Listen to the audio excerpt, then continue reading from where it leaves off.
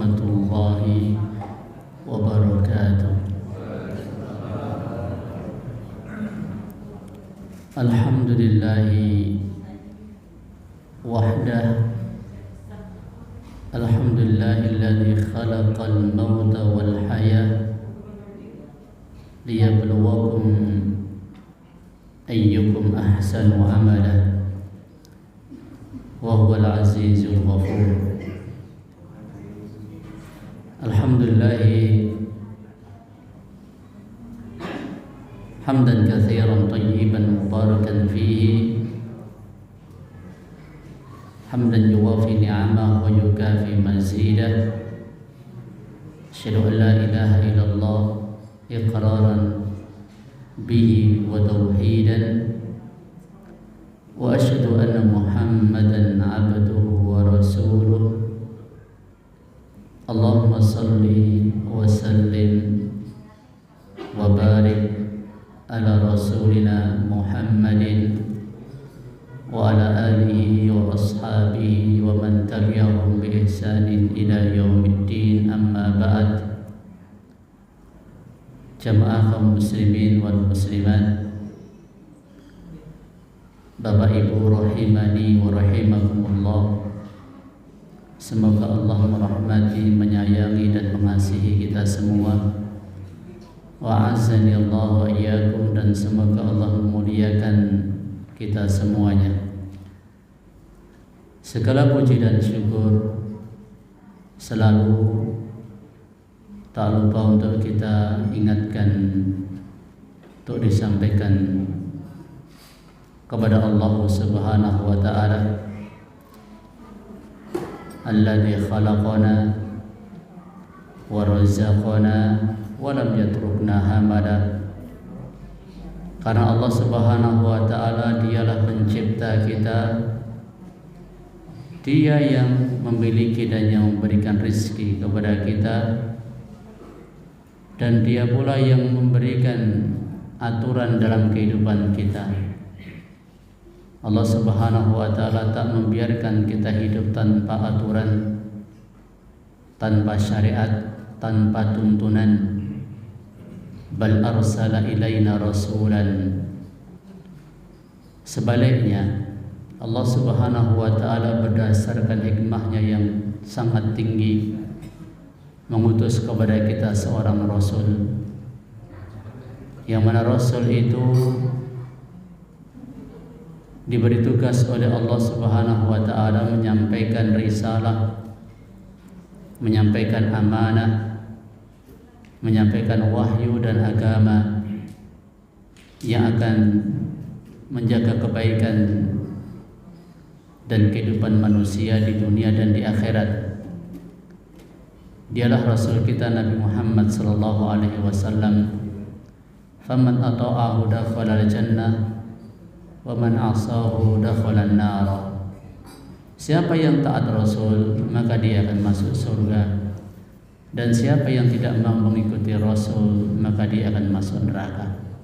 Salawat salam semoga tercurah teruntuk Nabi kita, Rasul kita, uswah hasanah kita, Rasul yang penuh cinta dan kasih sayang kepada umatnya, yang telah menjelaskan segala jalan yang mengantarkan ke surga, pun juga telah memperingatkan seluruh hal yang bisa menyebabkan seseorang masuk neraka. Seorang Rasul yang meninggalkan umat ini di atas baydah, di atas sesuatu yang putih bersih.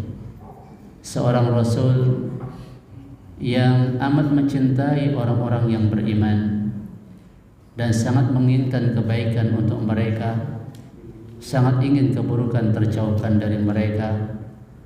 Seorang Rasul yang telah mengorbankan jiwa, raga, harta, dan semua yang beliau miliki, bahkan nyawa. Beliau beberapa kali mengalami percobaan pembunuhan demi untuk bisa menyampaikan amanah dari Allah Subhanahu wa ta'ala. Ala kulli hal, beliau telah menunaikan amanah, menyampaikan risalah, dan Allah Subhanahu wa ta'ala telah memberikan rekomendasi agama yang beliau sampaikan, yang beliau ajarkan ini telah sempurna. Allah ridho Islam sebagai agama bagi umatnya, dan Allah Subhanahu wa taala menjanjikan untuk Nabi sallallahu alaihi wasallam kedudukan yang paling tinggi di sisinya. Maka selayaknya kita memperbanyak salawat salam teruntuk Rasulullah sallallahu alaihi wasallam, para sahabat, para keluarga, dan orang-orang yang setia mengikuti beliau sampai akhir zaman nanti. Bapak Ibu rahimanallahu wa iyyakum, malam hari ini kajian kitab Riyadhus Shalihin masuk ke bab 18. Kalau dahulu bab 17 sudah selesai, ada beberapa ayat dan satu hadis. Adapun untuk bab 18 ini ada kurang lebih 5 ayat dan beberapa hadis. Dan insya Allah kita cukupkan terlebih dahulu membahas ayat-ayat yang ada di dalam bab ini. Bab apa yang dimaksud?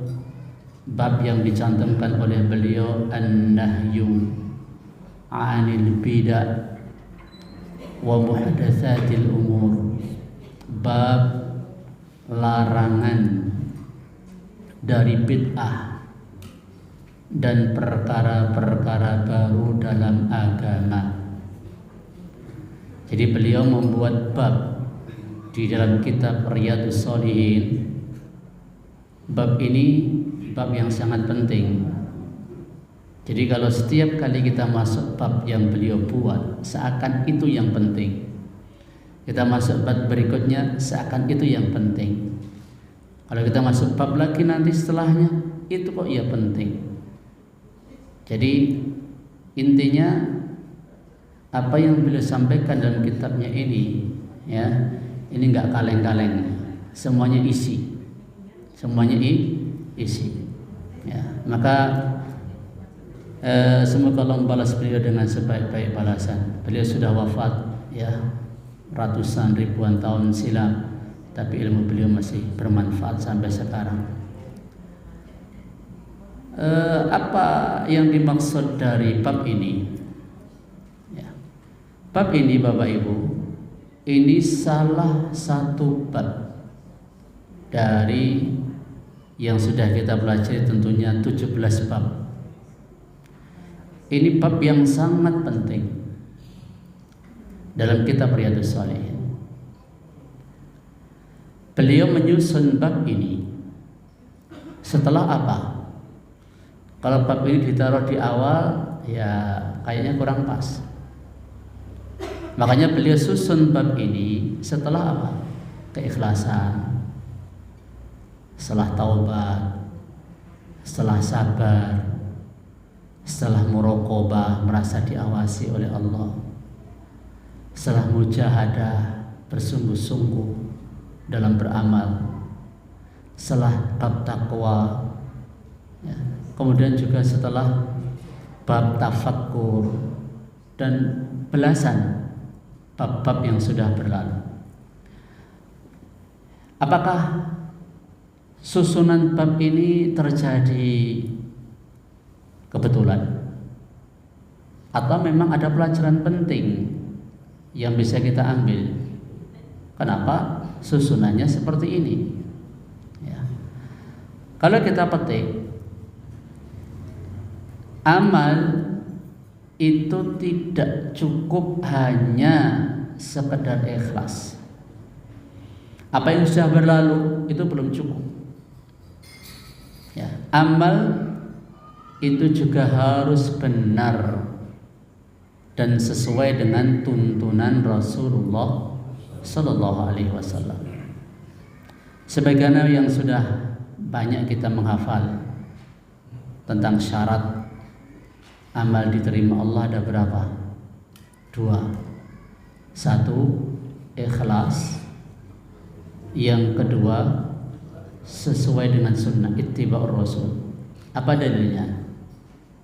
Ya, Allah Subhanahu wa ta'ala berfirman kalau dalam ayat, alladzi khalaqal mauta wal hayah liyabluwakum ayyukum ahsanu amala.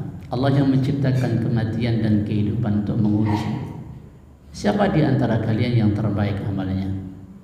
Fudail bin Iyad memberikan tafsir makna ahsanu amala. Ingat lafalnya ahsan amal, bukan aktsar amalan. Apa bedanya ahsan dengan aktsar?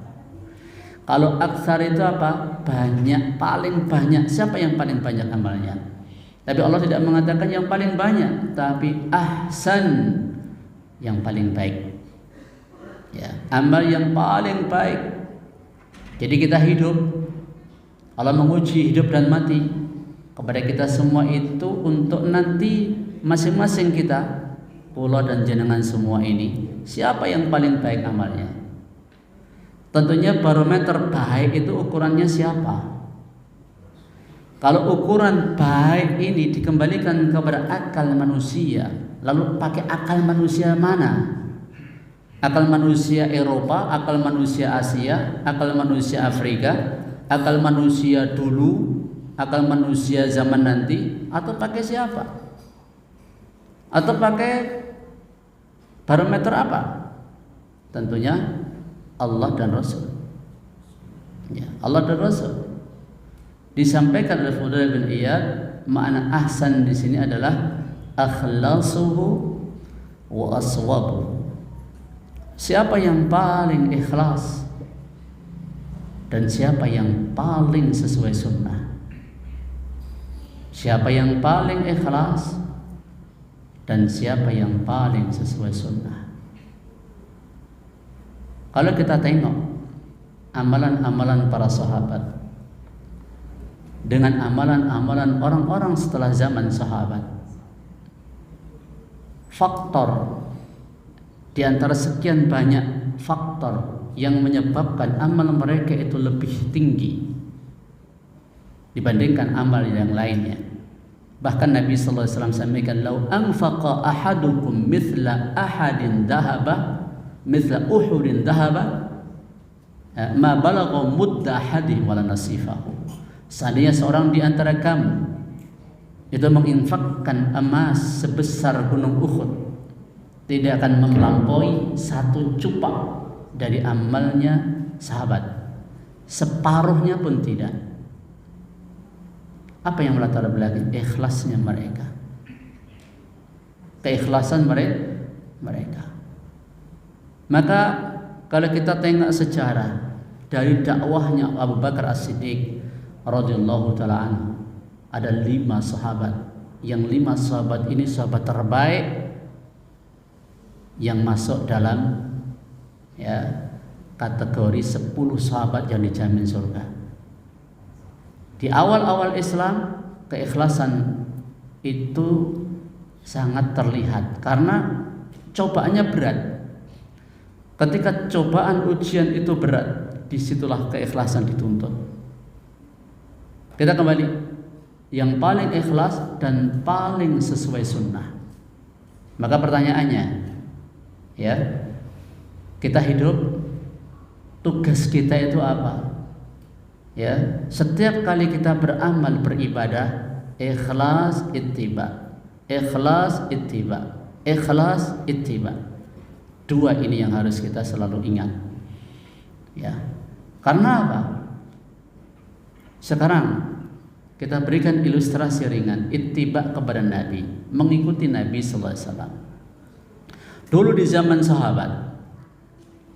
sahabat bisa langsung melihat, mendengar, mengetahui sunnah Nabi, bisa langsung mendengar ucapan beliau, bisa langsung melihat perbuatan beliau, bisa langsung paham akan sikap dan penjelasan dari beliau. Tapi kita hidup di zaman 14 abad setelah Nabi sallallahu alaihi wasallam wafat. Bagaimana kita mau ittiba? Pripun Pak carane? Mengikuti Nabi, pertama, Nabi sudah wafat. Yang kedua, tempatnya Nabi dengan kita kan jauh.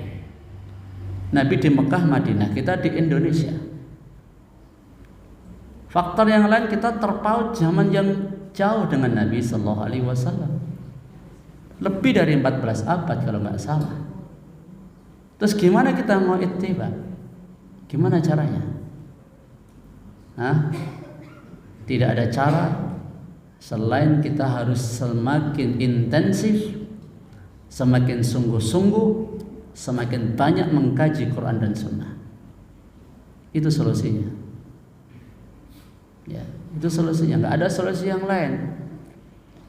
Sebab apa? Kalau orang itu malas belajar Quran dan Sunnah, bisa jadi yang ada di hadapannya itu, wah ini kayaknya jalan Nabi, aku tak ikut. Padahal mungkin ada puluhan, mungkin ada ratusan, mungkin ada ribuan orang yang mimbo kaya dalane Nabi. Sahih enggak itu? Mungkin enggak terjadi? Sangat mungkin. Nah, sekarang kita mau buktikan itu jalan Nabi atau bukan? Buktinya apa? Kalau klaim banyak enggak? Ya, kalau klaim banyak, orang mengaku ini jalan Nabi, orang mengaku ini sunnah Nabi, orang mengaku ini ajaran Nabi, banyak orang mengaku. Makanya kita nanti akan kebingungan kalau yang di belakang ini nggak punya cahaya yang terang benderang, nggak punya dalil yang kuat, nggak tahu mana Quran sunnahnya. Kita akan kesulitan untuk ittiba kepada Nabi Sallallahu Alaihi Wasallam. Maka di bab ini, ya, penting untuk diulang tentang masalah ikhlas dan wabil khusus ittiba. Kalau bab ikhlas sudah berlalu, kita khusus fokus kepada ittiba. Sebab kalau salah satu dari dua saat ini nggak ada, nggak akan diterima amal. Ya, nggak akan diterima amal. Walaupun ikhlas, kalau tidak ittiba, maka mereka tidak akan diterima amalnya. Karena itu para ulama dan orang-orang soleh dahulu sangat hati-hati dalam urusan ibadah. Kenapa? Mereka tidak menilai ibadah itu dari banyak, ya, tidak menilai ibadah hanya dari banyaknya amalan, bukan. Ya, karena banyak orang beramal, luar biasa, tapi apa? Ya, tidak sesuai sunnah Nabi, nggak akan diterima kok.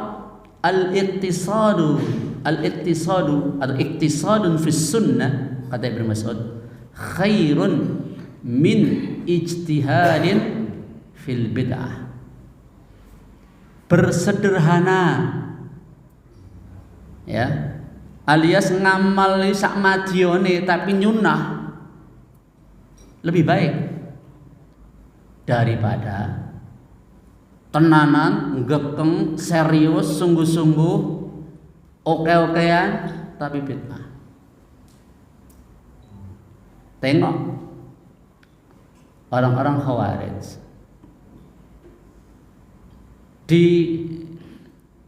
digambarkan oleh Ibnu Abbas radhiyallahu anhu ketika beliau mengunjungi mereka di Nahrawan. Ketika mau mendebat orang-orang Khawarij, beliau menyaksikan sendiri tampilan zahir mereka itu orang-orang yang rajin ibadah. Bahkan para sahabat menganggap ibadahnya mereka itu lebih sedikit dibanding ibadahnya mereka.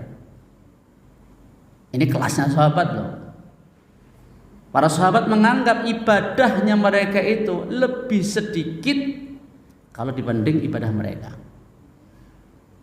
Jidat mereka sampai ngapal item-item, telapak tangan, ya, lutut dan kaki mereka ngapal karena rajinnya mereka sujud, rajinnya mereka membaca Al-Quran. Tapi apa? Di atas bid'ah. Bahkan Nabi sallallahu alaihi wasallam menyampaikan yamruku yaqra'ul Quran, ya, yaqra'una al-Quran la yujawizuhunna taraqiyahum. Mereka membaca Al-Quran tapi enggak melampaui tenggorokan mereka.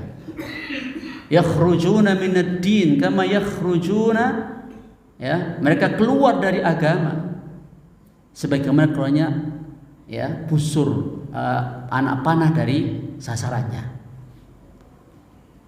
Mayam rukuna sahmu minar ramiyah. Ya, lepas landas cepat melesat keluar lagi, masuk ke tubuh hewan, ya, buruan lepas lagi. Ini menunjukkan cepatnya mereka, amal mereka itu banyak, cepat, tapi apa, kebablasan.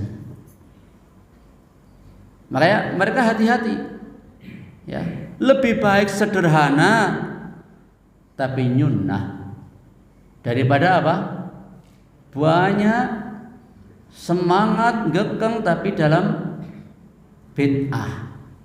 Sampai-sampai Imam Malik rahimahullahu ta'ala mengatakan, man ibtada'a fil islami bid'atan yaraha hasanatan faqad za'ama anna Muhammadan sallallahu alaihi wasallam khana risalah.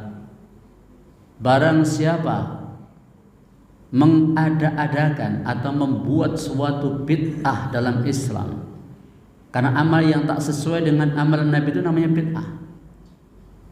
Ya, nanti kita jelaskan apa bid'ah itu. Ya, di dalam Islam yang ia pandang baik, maka sungguh ia telah menuduh Muhammad mengkhianati risalah.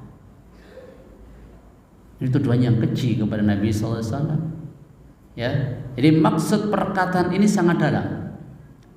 Mengapa? Agama Allah telah sempurnakan melalui Rasulnya. Berarti menambah ibadah baru yang tidak beliau ajarkan, sama halnya seakan menganggap masih ada kebaikan agama yang belum beliau sampaikan. Ada yang kurang, ada yang kurang. Makanya nanti, ya, ini ibarat jalan yang lurus kan. Nabi telah memberikan jalan yang lurus. Kanan kiri ini jalan menyimpang. Ada ekstrem kanan, ada ekstrem kiri. Ada kalau pintu masuk setan kan dua, ifrat, tafrid. Berlebih-lebihan, meremehkan, menyepelekan. Kalau orang itu masuk gerbong berlebih-lebihan, itu jebakan setan. Kalau masuk ke gerbong meremehkan, itu masuk jebakan setan juga. Dan ini sudah pernah terjadi di zaman Nabi Sallallahu Alaihi Wasallam. Kapan itu? Ketika ada 3 orang menghadap salah satu istri Nabi Sallallahu Alaihi Wasallam menanyakan ibadah beliau yang tak diketahui oleh para sahabat. Karena ibadah beliau di rumah hanya istri beliau yang tahu. Setelah diberitahu ibadah Nabi SAW, mereka menganggap masih sedikit kan. Maksudnya begini, Nabi ini kan orang yang sudah diampuni dosa-dosa yang lalu, yang mampunya akan datang. Ibadahnya mereka menilai sederhana. Mungkin karena beliau itu orang yang sudah diampuni dosa yang lalu, dosa yang akan datang. Terus mereka berpikiran, berkreasi. Ini loh, kreasinya sahabat aja masih diluruskan Nabi, apalagi kreasi orang zaman sekarang. Ya, apalagi mau membuat acara-acara atau membuat amalan-amalan yang baru yang dulu tidak dilakukan oleh Nabi, lebih mungkin salah. Wong sahabat aja bisa salah. Ya, berekspresi. Oh, kan gitu kan? Yang satu mengatakan, kalau begitu aku akan membujang selamanya, tidak akan menikah, supaya fokus ibadah. Ya, sebab kalau menikah waktunya akan banyak tersita.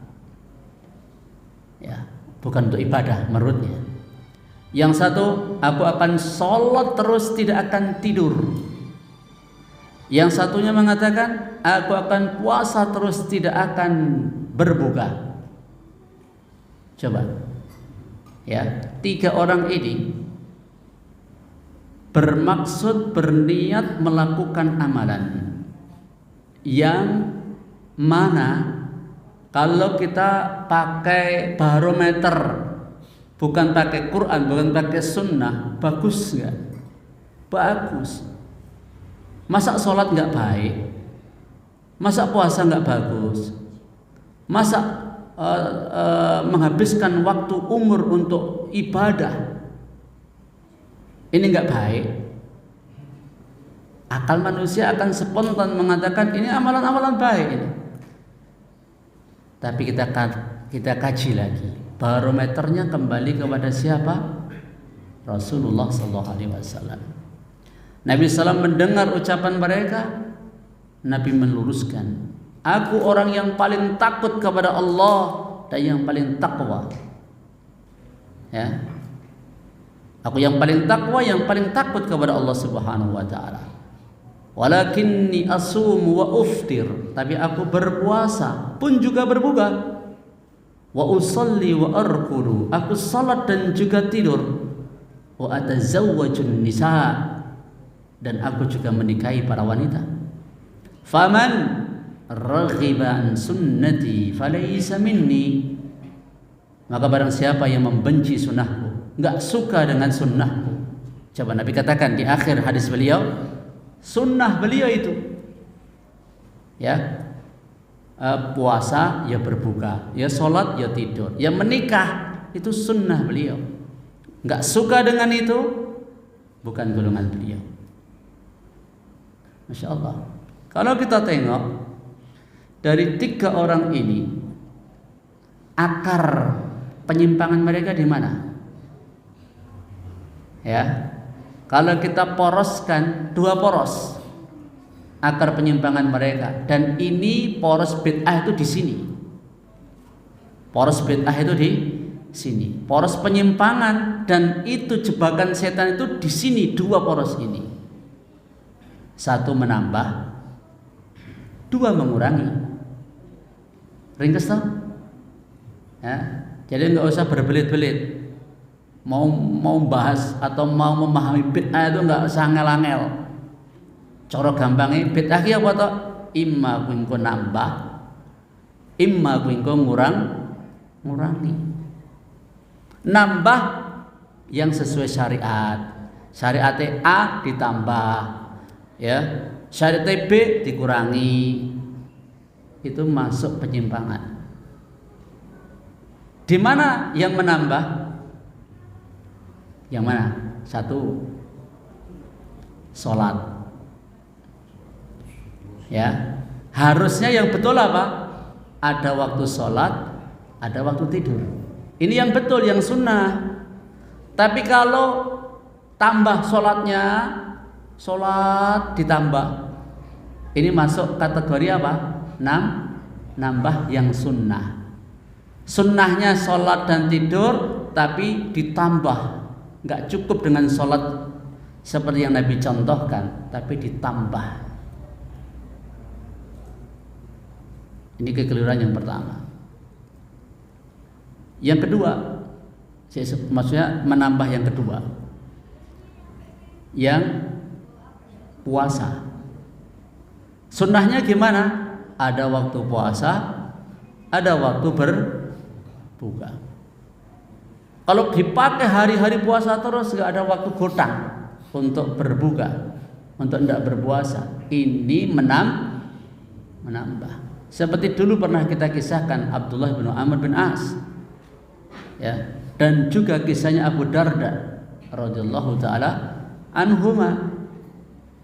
Jadi ini 2 kasus ini kalau kita kerucutkan, kita poroskan, itu poros masuk berlebihan, melebihi batas syar'i. Dan ini adalah bid'ah. Bid'ah dengan bentuk menambah, melebihi batas. Yang kedua, mengurangi. Mana yang mengurangi? Tidak menikah. Harusnya apa? Namanya Allah ciptakan laki-laki itu jodohnya wanita. Wa min ayati an khalaqalakum min anfusikum azwajan litaskunu ilaiha. Di antara tanda kuasa Allah ciptakan dari antara kamu itu pasangan. Tapi kalau nggak mau memakai ini, pada itu sunnahnya Nabi, ini namanya mengurangi. Jadi Bapak Ibu sekalian, Bid'ah itu apa? Secara bahasa, sesuatu yang baru diadakan tanpa contoh sebelumnya. Itu kalau secara bahasa. Sesuatu yang baru, tidak ada contoh sebelumnya. Dan ini ada dalam Al-Quran. Badi'us samawati wal ard. Allah pencipta langit dan bumi tanpa contoh sebelumnya. Langit bumi ini bid'ah, betul secara bahasa. Karena nggak ada sebelum ini langit dan bumi yang semisal. Maka Allah ciptakan langit bumi ini, Allah menggunakan bahasa badi' atau bid'ah. Itu secara bahasa. Adapun secara istilah syar'i, ini yang sering dijelaskan oleh para ulama di antara Imam Asy-Syatibi rahimahullahu taala, al-bid'atu tariqatun fid dini mukhtara'atun tudahi syar'i syari'ata yuqsadu bis-suluki 'alaiha al-mubalaghatu fit ta'abbudi lillahi. Dalam kitab Al-I'tisam beliau sampaikan bid'ah itu adalah tariqah, suatu jalan, ya. Suatu jalan di sini macam-macam. Bisa berupa ucapan, bisa berupa perbuatan, apapun jalan langkah yang ada di dalam agama. Jadi persoalan bid'ah ini enggak menyinggung masalah dunia. Ya, seperti mikrofon, seperti pesawat, seperti ya, kendaraan-kendaraan modern. Ya, itu enggak masuk kategori bid'ah secara syar'i. Walaupun masuk kategori bid'ah secara bahasa. Enggak ada sebelumnya seperti ini. Masuk secara bahasa tapi tidak masuk secara syar'i. Karena pengertian bid'ah secara syar'i itu pembahasannya di dalam masalah agama. Yang dibuat-buat alias apa? Namanya dibuat-buat itu diada-adakan. Yang siapa yang mengadakan? Ya bukan Nabi sallallahu alaihi wasallam, tapi orang-orang yang datang setelah Nabi alaihi salatu wasallam yang menyerupai syariat. Tapi bukan syariat.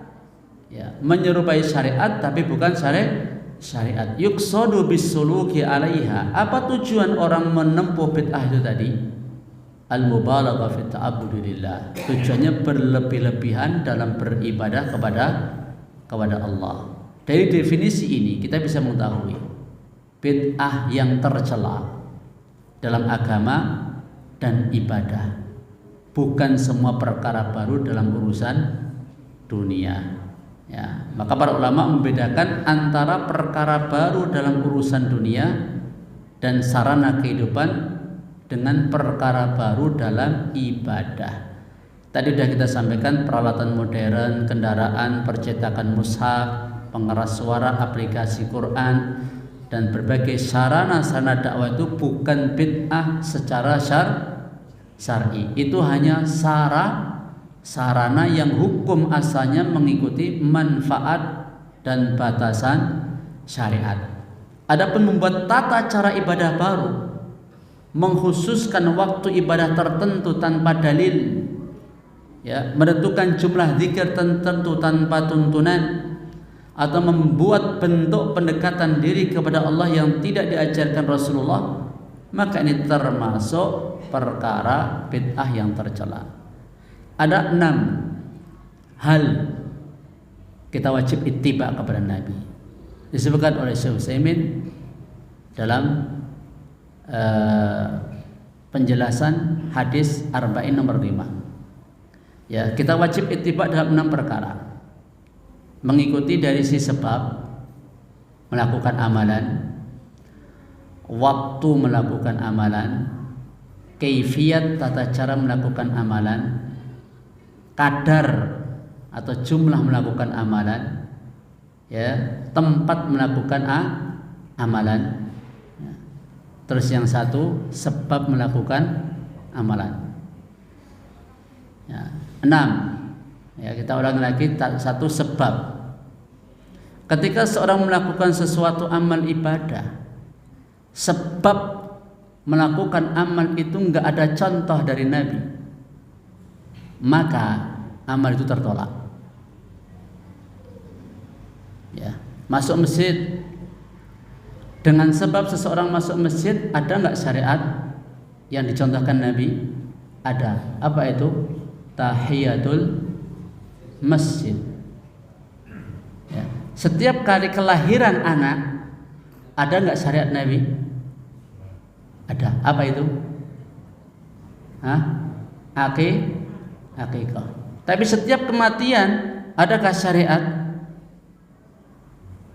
Tahu nggak syariatnya? Kalau mati dianjurkan menyembelih kambing atau sapi, ada nggak? Nggak ada. Nggak ada. Yang ada itu apa? Ketika lahir itu menyembelih kurban, akikah. Tapi kalau mati ada nggak? Nggak ada. Nggak ada itu. Ya. Kemudian itu dari sisi sebab. Nah, contohnya banyak sekali kalau kita berikan contoh. Yang berikutnya dari sisi jenis melakukan amalan. Contoh, bukankah Nabi sallallahu alaihi wasallam telah menentukan jenis untuk hewan kurban? Apa jenisnya? Bahimatul an'am. Dan bahimatul an'am yang dipahami oleh para ulama dan sesuai dengan bahasa Arab, binatang ternak itu meliputi apa? Kambing, unta, sapi.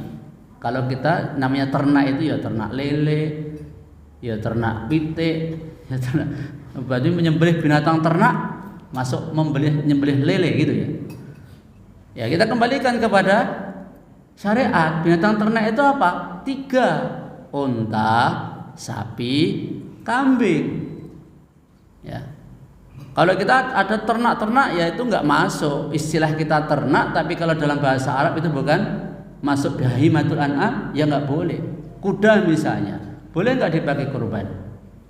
Nggak boleh, nggak ada contoh dari Nabi SAW dari sisi jenis.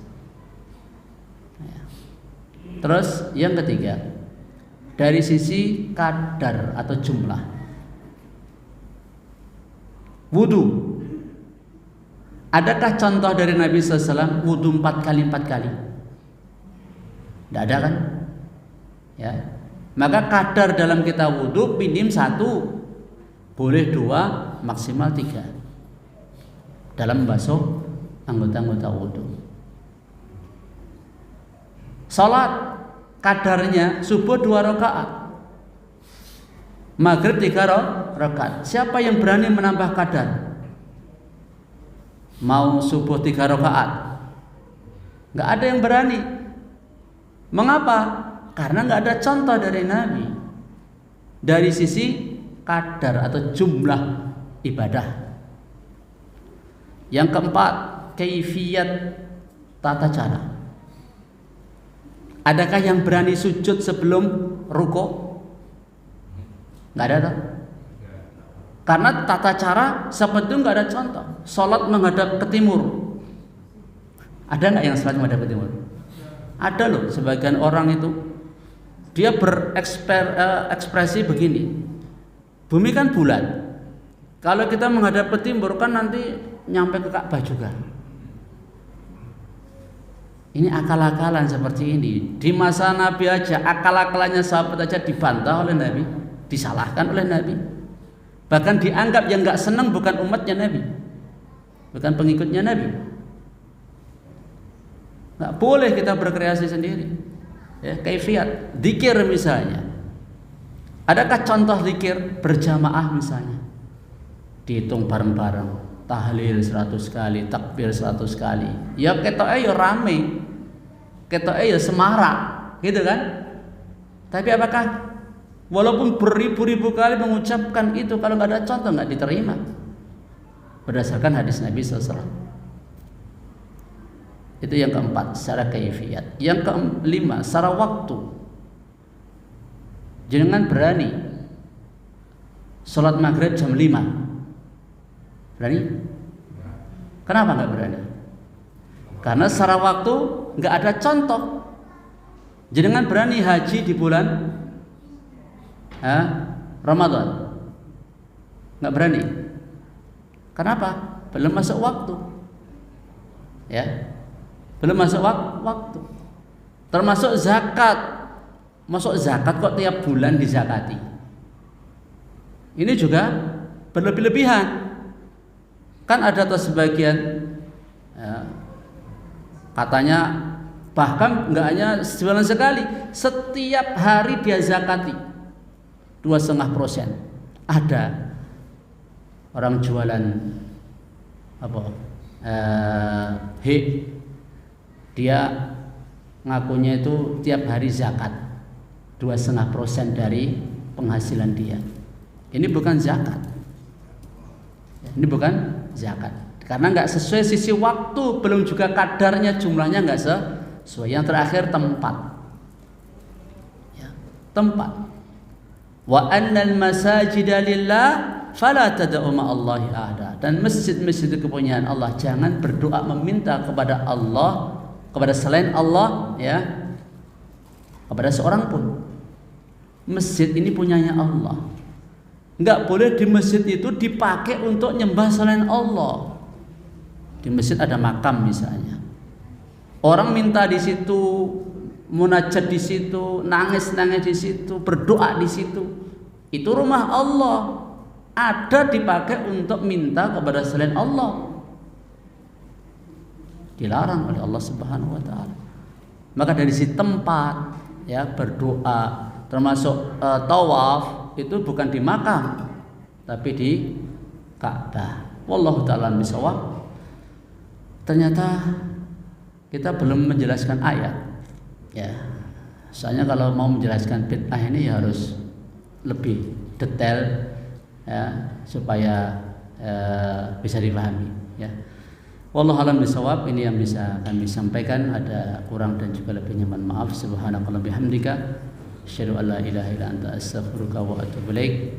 Assalamualaikum warahmatullahi wabarakatuh.